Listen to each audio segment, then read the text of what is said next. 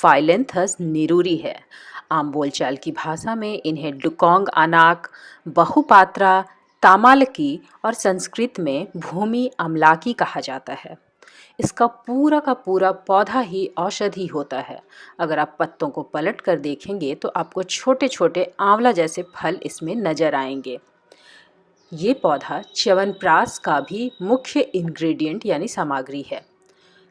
पौधा छोटे आकार का होता है, आमतौर से घास के तौर पर ही आपके गमले में उग आता है।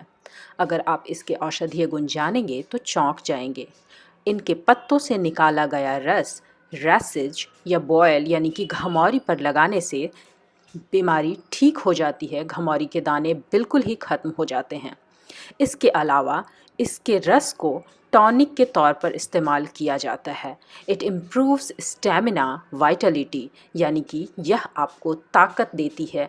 यह बहुत अच्छी औषधि है। आयुर्वेद में इसका बहुत ज़्यादा महत्व होता है। इसके फल आंवले के जैसे दिखते हैं, इसीलिए और ये आंवला बहुत छोटे आकार का होता है। ज़मीन से 25 से 35 सेंटीमीटर तक ही इसकी हाइट होती है। इसीलिए इसका नाम भूमि आंवला है, यानी कि भूमि आमल की है।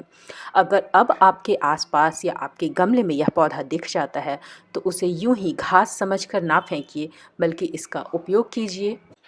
दूसरी घास पुनर्नवा या कुल्फा है। इसका वैज्ञानिक नाम बोरहैविया डिफ्यूज़ा है। इसे स्प्रेडिंग हॉगवुड के भी नाम से जाना जाता है। अपने नाम के अनुरूप ये पूरे शरीर को फिर से युवा बनाने की क्षमता रखते हैं। ये वाइगर और वाइटलिटी से भरपूर होते हैं। यह पाचन तंत्र को दुरुस्त करते हैं और हृदय रोग से भी आपको मुक्ति दिलाते हैं। पुनर्नवा में एनीमिया से लड़ने की ताकत होती है। हर्निया का भी इससे इलाज हो जाता है। इसके अलावा स्वास्थ्य संबंधी सभी बीमारियां इसके खाने से दूर हो जाती हैं। यह आपके शरीर में लिपिड और कोलेस्ट्रॉल को भी नियंत्रण में रखता है। आपकी किडनी के फंक्शन को इम्प्रूव करता है। यूरिया और क्राइटिनिन के सेक्रेशन को कम कर देता है, जिससे कि किडनी की सेहत बहुत ही अच्छी हो जाती है। जॉन्डिस के भी इलाज में इसका बहुत व्यापक स्तर पर इस्तेमाल होता है। यह जॉन्डिस को ठीक करने की क्षमता रखता है। कुल्फा को खाने का तरीका भी बेहद आसान होता है। बंगाल में लोग आमतौर से इसके गुणों से वाकिफ़ होते हैं और इसको साग के तौर पर खाते हैं। बिहार, उड़ीसा, झारखंड जैसे राज्यों के लोग भी इसके गुणों से बहुत हद तक परिचित हैं। पर अब समय है कि पूरी दुनिया इसके हेल्थ बेनिफिट को जाने और इसका साग के तौर पर इस्तेमाल करे। नागर मोथा या मोथा घास, इनका वैज्ञानिक नाम साइप्रस रोटेंडस है और ये वर्ल्ड्स वर्स्ट वीड के खिताब से नवाजे गए हैं, यानी दुनिया का सबसे वाहियात बेकार घास। पर यह बाकी दुनिया के लिए, हम भारतीय इनके औषधीय गुणों से परिचित हैं।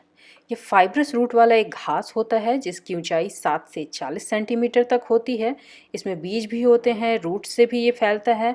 ये बहुत तेजी से फैलता है, शायद इसीलिए लोग इसे बुरी घास मानते हैं। इसे मुस्ता या नट ग्रास के भी नाम से जाना जाता है और इनसे तेल निकलता है। इनकी फाइब्रस रूट्स में नट्स जैसे गांठें होती हैं जिनसे तेल निकलता है।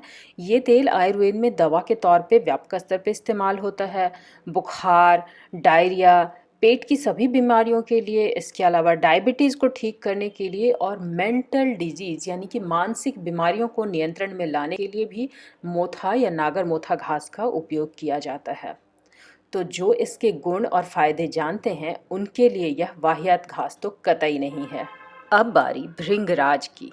इसे भंगेरी भी बोला जाता है, पर अंग्रेजी में इसे फॉल्स डेजी के नाम से जानते हैं। इसके फूल आकार में छोटे लेकिन डेजी जैसे ही दिखते हैं। भृंगराज के तेल का नाम आपने जरूर सुना होगा, आप उसके उपयोग से भी परिचित होंगे। भृंगराज का पाउडर भी आजकल मार्केट में खूब बिकता है, क्योंकि पूरी दुनिया इनके गुणों से वाकिफ है। आमतौर से भंगेरी की 3 किस्में होती हैं और इनमें 3 अलग रंगों के फूल आते हैं, वाइट, येलो एंड ब्लू, यानी कि श्वेत भंगेरी, पीत भंगेरी और नील भंगेरी। दूसरे देशों में इसे वंडर हर्ब के नाम से जाना जाता है। पूरी दुनिया जानती है कि ये लॉन्ग, सिल्की, स्ट्रॉन्ग हेयर के लिए सबसे अच्छी दवा है। भंगेरी को तमिल में कृष्णलंकनी, बंगाली में केसूरिया, मलयालम में कन्नूनी और गुजराती में भंगारो नाम से जाना जाता है। यह एक क्रीपिंग हर्ब है जो 3 मीटर तक भी फैल सकती है। देखा आपने, इसी तरह से यह बालों को भी प्राकृतिक रूप से काला कर देते हैं। थोड़े से रस को रगड़ने मात्र से उंगलियां काली हो गई हैं। ये सिर्फ हेयर वाइटलाइजर नहीं है, बालों को रंगने या बालों की ग्रोथ के लिए ही इस्तेमाल नहीं होते हैं। जो भंगेरी का तेल होता है वो स्किन डिजीज़ को भी ठीक करता है, सिर दर्द में भी आराम दिलाता है। इसके अलावा मेंटल सिकनेस या वीकनेस जिन्हें होती है उनके लिए भी ये बहुत अच्छा है। यह कफ दोष नाशक होता है, आँख की बीमारियों का भी इससे इलाज होता है और ये एक भूख जगाने वाली बूटी है।